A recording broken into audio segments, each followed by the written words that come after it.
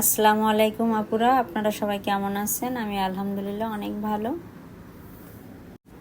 আমি কিভাবে কাঁঠাল রান্না করি সেটা আপনাদের সাথে শেয়ার করব।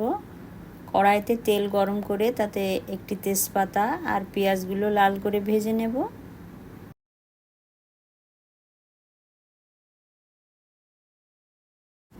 তারপর আদা, রসুন, জিরা,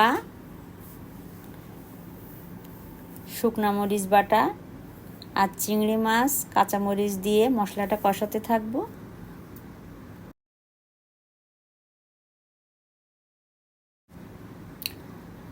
অল্প একটু পানি দিয়ে দিলাম।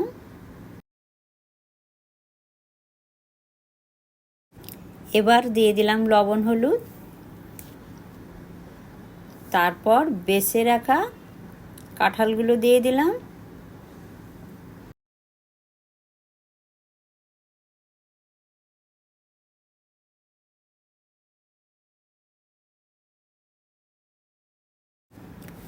কাঁঠালগুলোতে অল্প অল্প নারিকেলের দুধ দেবো আর কষাতে থাকবো।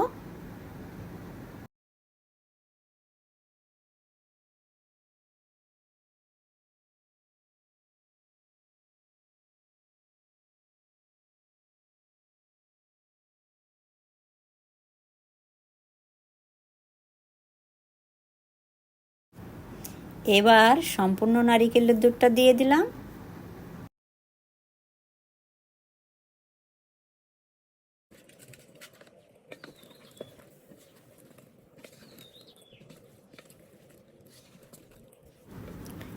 দুই চামচ ধনিয়া গুঁড়া দিলাম।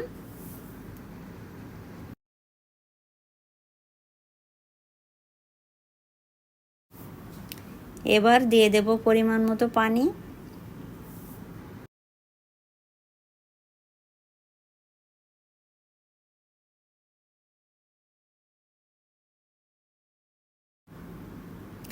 তারপর ঢাকা দিয়ে কিছুক্ষণ রান্না করে নেব।